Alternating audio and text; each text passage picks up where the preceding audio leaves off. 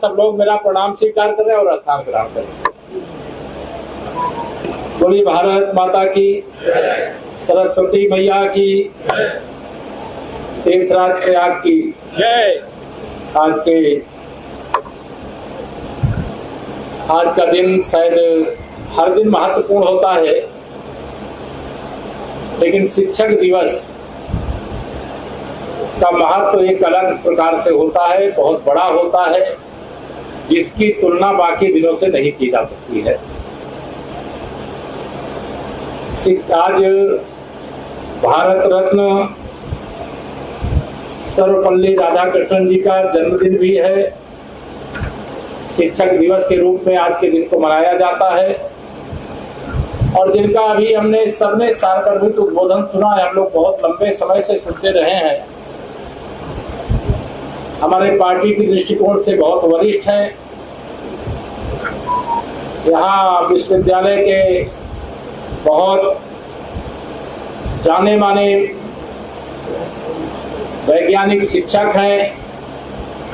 प्रदेश के पूर्व शिक्षा मंत्री भी रहे हैं माननीय डॉक्टर नरेंद्र कुमार सिंह गौड़ जी। मैं आपका भी बहुत पहले स्वागत करता हूं और अभिनंदन करता हूं, आपको प्रणाम करता हूं। आपके ही विभाग के यहाँ पर जो पूर्वांचल विश्वविद्यालय उसके बीसी भी रहे हैं, इसी इलाहाबाद विश्वविद्यालय के प्रोफेसर भी रहे हैं।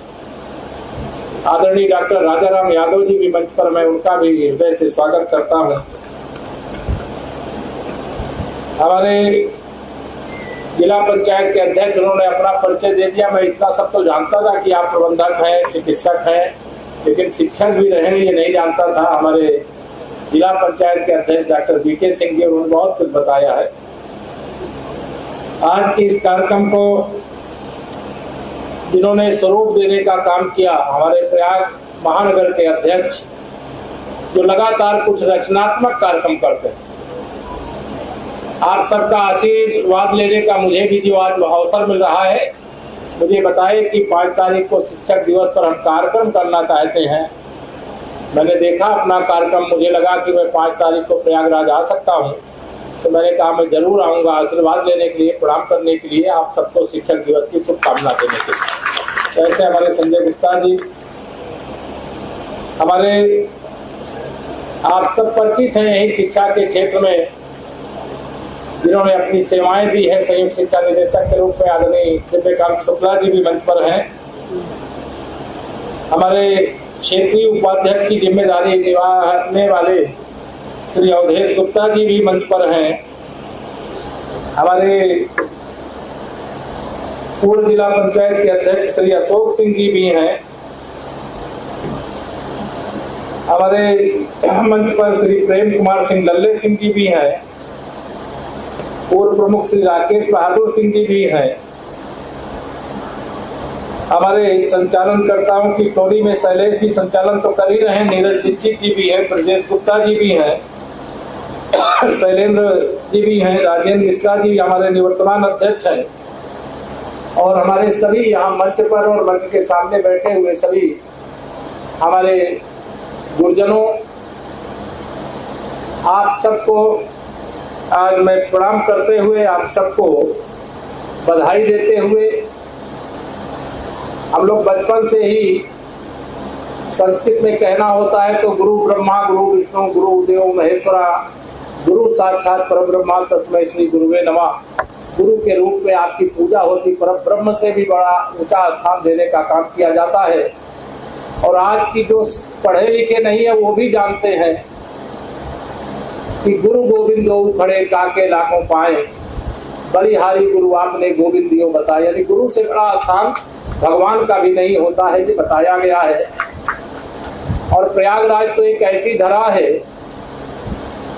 जहाँ गंगा मैया यमुना मैया का तो हम साक्षात दर्शन करते हैं, लेकिन अदृश्य रूप में जो माँ सरस्वती को मिला करके त्रिवेणी कहलाती है, वो आप सबके कारण कहलाती। माँ सरस्वती की कृपा आप सबके माध्यम से यहाँ बरसती भी है, बहती भी है, उनका आशीर्वाद भी हम सबको मिलता है। मुझे सौभाग्य से प्रयागराज में संगठन के कार्यकर्ता के नाते भी लंबे समय तक काम करने को मिला, फिर यहाँ से सांसद के रूप में भी काम करने को मिला, फिर उप मुख्यमंत्री के नाते काम करते हुए आप सबके बीच में जब मैं आज खड़ा हूँ तो कभी पूरब का ऑक्सफोर्ड कहा जाता था या प्रयागराज, कभी सभी क्षेत्रों की जो प्रतिभाओं को निखार करके तैयार करने की फैक्ट्री किसको कहा जाता था, वो प्रयागराज को कहा जाता था। आप सब अद्भुत क्षमता के धनी हैं। आदरणीय डॉक्टर साहब ने जो विचार व्यक्त किए हैं मैंने बहुत ध्यान से सुना है। मैं यहाँ जरूर आप सबको आश्वस्त करके जाऊंगा कि सरकार के अंदर जब सभी प्रमुख लोग बैठेंगे तो डॉक्टर साहब की भावना मैं आप सबकी भावना समझता हूँ, वहां पर इस भावना को पहुंचाऊंगा और जो भी अच्छा से अच्छा कर सकते हैं वो करने का प्रयास करेंगे। मेरा भी ये मानना है कि अगर कोई मंदिर हो और उसमें भगवान की मूर्ति ना हो तो वो मंदिर नहीं होता। अगर कोई शिक्षा का मंदिर है, वहां शिक्षक नहीं होगा तो वहां विद्यार्थी कैसे आएंगे, वो शिक्षा का मंदिर नहीं कहलाएगा। तो हर जितने भी हमारे शिक्षा के केंद्र हैं वहां शिक्षकों की कमी ना हो। यह सही है कि कोई भी देश शिक्षा के बिना उन्नति नहीं कर सकता और शिक्षा की मजबूत नींव डालने का काम यह मुझे आज याद करते हुए जब आदरणीय कल्याण सिंह जी की अगुवाई में सरकार थी, डॉक्टर साहब भी उस मंत्री परिषद का हिस्सा थे और इस समय हमारे देश के जो रक्षा मंत्री माननीय श्री राजनाथ सिंह जी हैं वह उत्तर प्रदेश के शिक्षा मंत्री थे। उस समय एक नकल विरोधी अध्यादेश आया, उत्तर प्रदेश की शिक्षा की स्थिति बिगड़ गई, उसको सुधारने की दिशा में बड़ा कदम उठाया गया और मैं मानता हूं कि वह एक वर्ष ऐसा जरूर रहा है कि जिसमें तमाम सारे बच्चों के लिए भी, शिक्षकों के लिए भी एक चुनौती खड़ी हुई थी। लेकिन उस विपरीत परिस्थिति में भी जिन्होंने सफलता प्राप्त किया वह प्रदेश की नहीं, देश की नहीं, दुनिया की किसी भी परीक्षा में कभी विफल नहीं हुए। बीच का कालखंड ऐसा आया, सरकारें ऐसी आई, शिक्षा केवल इसलिए नहीं दी जाती कि आप नकल करा करके केवल उनको रिजल्ट बना करके दे दो, उससे वह दुनिया की प्रतियोगिता में सफल नहीं होंगे। आज हमारा मुकाबला केवल देश के अलग अलग प्रदेशों से नहीं है, आज हमारा मुकाबला विश्व के नंबर 1 के स्थान, नंबर 2 के स्थान पर, नंबर 3, 4 के स्थान पर बैठे हुए देशों के साथ है। और मैं आप सबको प्रणाम करता हूं कि दुनिया का कोई भी क्षेत्र हो, हर क्षेत्र में जिन शिक्षकों आपकी शिक्षा के कारण, आपके आशीर्वाद के कारण हमारे देश की प्रतिभाओं ने अपनी प्रतिभा का लोहा मनवाने का काम किया।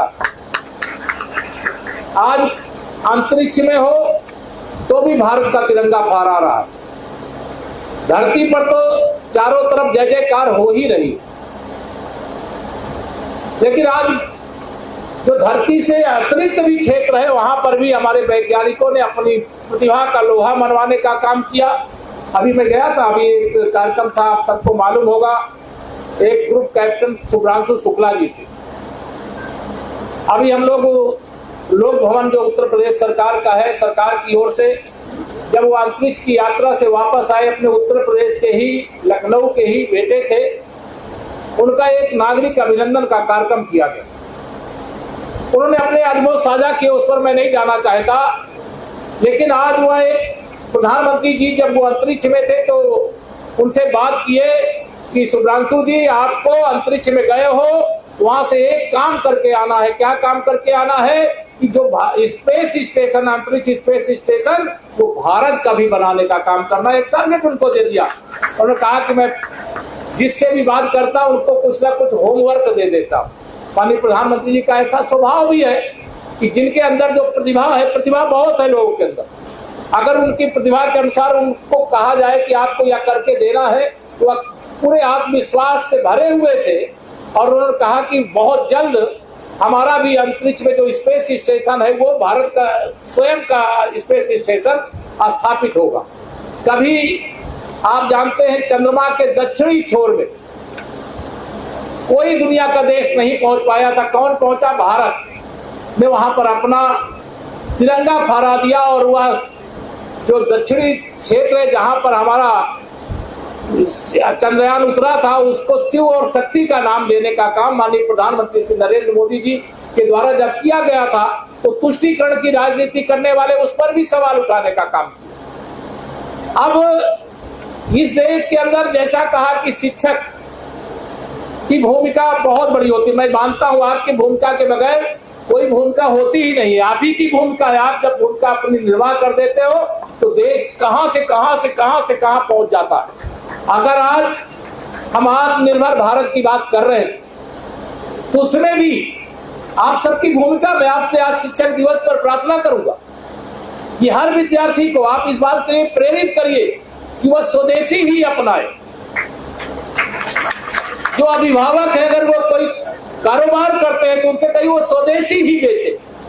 आत्मनिर्भर भारत बनना है, 2047 तक विकसित भारत बनना है, भ्रष्टाचार से मुक्त भारत बनना है, संपूर्ण प्रतिभाओं से पूर्ण भारत बनना है, तो उसमें आपकी भूमिका के बगैर यह संभव है क्या?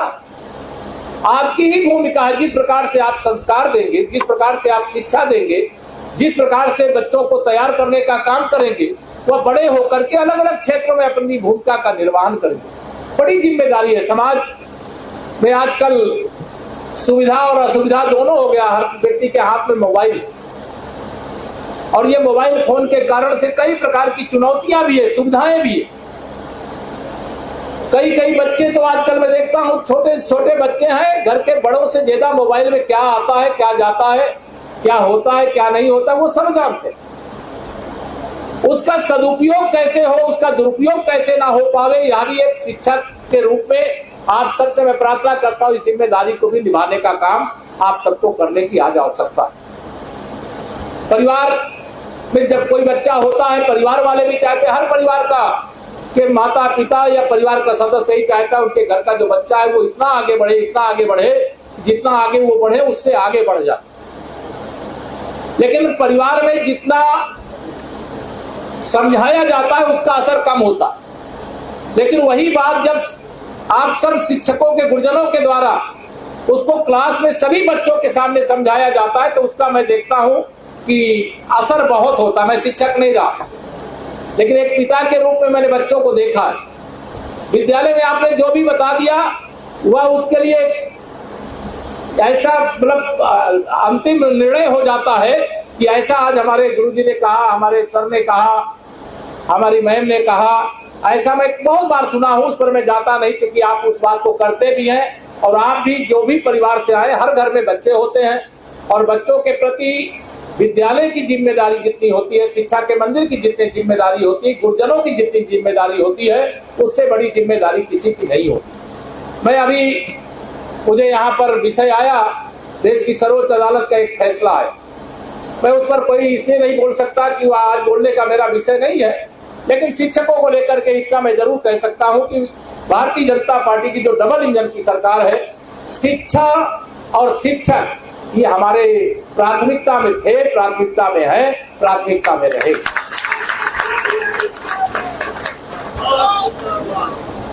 ये गुरुजनों का कार्यक्रम है। भाजपा के लोग जो खड़े हैं जरा क्यों सुने बस, ठीक है। मैं आप सब लोगों को यहाँ पर इतना ही निवेदन करूंगा कि प्रयागराज आज विकास के एक नए मुकाम की ओर आगे बढ़ रहा, लेकिन मैं यह मानता हूं कि विकास के मामले में अभी भी हम पीछे। यह सच है कि आज देश के अंदर भ्रष्टाचार को रोकने के बहुत बड़े बड़े और कड़े कड़े कदम उठाए गए, उसका परिणाम भी हो रहा। और आप सब जानते हैं इस समय चर्चा का विषय है, अमेरिका ने भारत के ऊपर 50% टैरिफ लगा दिया। इसके कारण अमेरिका के साथ जो कारोबार होता था उस पर असर पड़ने की जो स्थितियां परिस्थितियां हैं उस पर व्याख्यान देने की आवश्यकता नहीं, आप सब देख रहे हैं। लेकिन उस सारे प्रश्नों का एक ही उत्तर है। जैसे अभी माननीय प्रधानमंत्री जी ने 15 अगस्त को लाल किले की प्राचीर से कहा था कि हम नवरात्रि और दीपावली का उपहार आपको जीएसटी में सुधार करके देने का काम करें। और यह जीएसटी के क्षेत्र में बड़ा सुधार हुआ। शिक्षा के क्षेत्र से जुड़े हुए जो हमारे विद्यार्थी सबके लिए कई ऐसी चीजें, उसका वर्णन नहीं करना चाहता, लेकिन यह सुधार आत्मनिर्भर बनाने में, आत्मनिर्भर भारत बनाने में, विकसित भारत बनाने में एक बड़ी भूमिका का निर्वहन करेगा। आज भारत की प्रगति बहुत सारे दुनिया के ऐसे देश हैं जिनसे देखी नहीं जाती। माननीय प्रधानमंत्री श्री नरेंद्र मोदी जी का इतना विजनरी नेतृत्व है। आज मैं गर्व से ये कह सकता हूं, आप तो सब शिक्षक हैं, मैंने 1970 के दशक में कोई एक व्यक्ति ऐसा यूगोस्लाविया का था जिसने दुनिया के देशों का सर्वाधिक सम्मान प्राप्त किया था, लेकिन उसके बाद पूरे विश्व में एक नेता है जो दुनिया के 27 देशों का सर्वोच्च सम्मान प्राप्त किए, वो भारत के प्रधानमंत्री माननीय नरेंद्र मोदी जी। और उन्होंने हर सम्मान को ये नहीं कहा कि मोदी जी का सम्मान हुआ, उन्होंने कहा ये भारत का सम्मान हुआ है, भारत के 140 करोड़ देशवासियों का सम्मान हुआ। ये हम सब के लिए गर्व की बात है। पूरी दुनिया मोदी जी से सुनना चाहती, उनके विजन को समझना चाहती, उसके अनुसार कार्य करना चाहती। हमें यार आप सब जानते हैं, जो राष्ट्रीय शिक्षा नीति आई उसके बाद बहुत सारे सुधार हुए। अभी कई प्रकार की है चुनौतियां, एक दिन में कोई समस्या हल नहीं होती। हम देश को विकास के पथ पर माननीय मोदी जी, प्रदेश में आदरणीय योगी जी के नेतृत्व में ले जाते हुए आज गर्व से ये कह सकते हैं कि हम लोग 25 करोड़ लोगों को गरीबी रेखा से बाहर निकाल चुके हैं। और इसका श्रेय निश्चित तौर से आप सबको जाता है, लेकिन गरीबी रेखा से बाहर निकालना हमारा लक्ष्य नहीं है।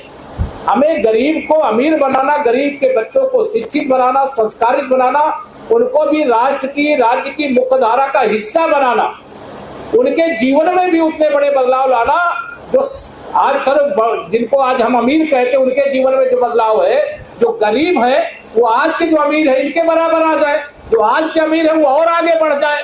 हमारे देश की अर्थव्यवस्था आज दुनिया में चौथे नंबर की, ये चौथे नंबर की अर्थव्यवस्था को 2027 तक तीसरे नंबर की अर्थव्यवस्था बनाने का संकल्प है। और मेरा विश्वास है, माननीय प्रधानमंत्री जी ने जब कहा कि हमें तीसरी अर्थव्यवस्था बनाने के लिए स्वदेशी को अपनाना होगा, स्वदेशी को बेचना होगा, मुझे पूरा विश्वास है। पता नहीं, मुझे तो लगता है कि मोदी जी ने आज तक जो भी कहा है वो पूरा करके दिखाया, उसको लेकर के कोई संशय न देश को है न दुनिया को। हम तीसरी अर्थव्यवस्था 2027 तक बनेंगे, इसको लेकर कोई भ्रम किसी के मन में नहीं है।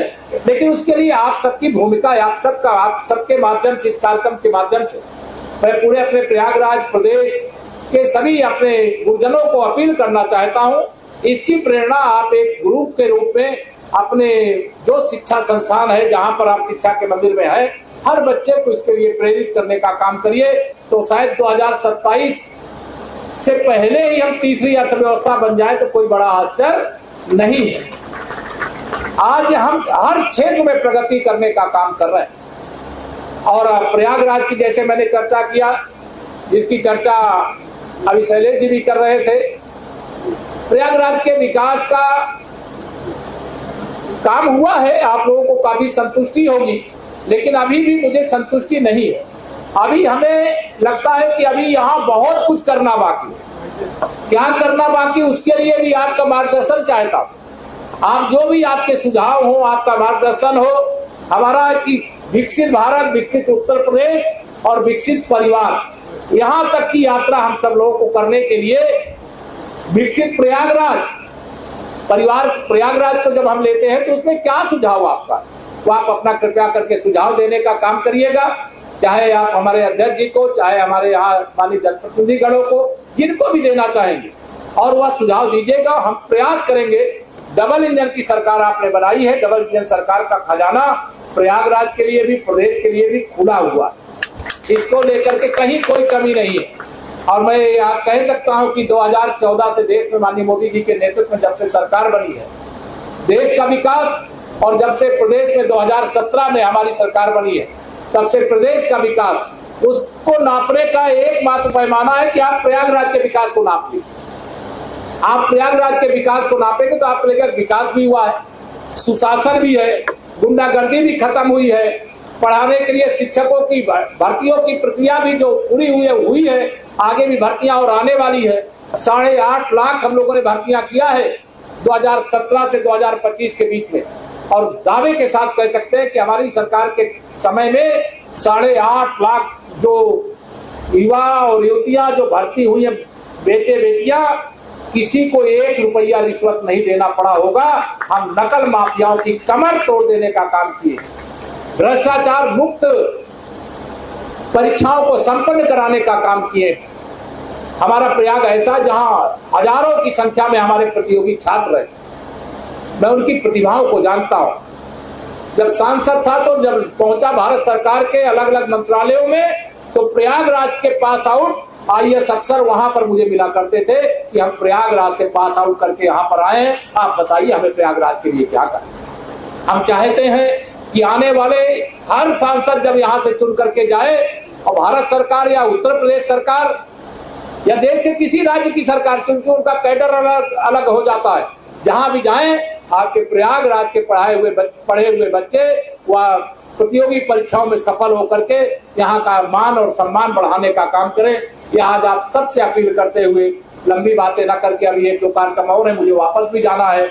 आपको एक बार फिर से मैं शिक्षक दिवस के अवसर पर हार्दिक शुभकामनाएं देता हूं, और आप सबकी जो भी समस्याएं हैं उन समस्याओं को भी मुझे भी संज्ञान में है, और जो संज्ञान में लाया जाएगा उसको भी हम समाधान करवाने के लिए अपने स्तर से कोई कमी नहीं छोड़ेंगे। अब विश्वास दिलाते हुए एक बार आप सभी गुरुजनों को प्रणाम करता हूं, अपनी वाणी को विराम देता हूं। बोलिए भारत माता की जय। बहुत बहुत धन्यवाद।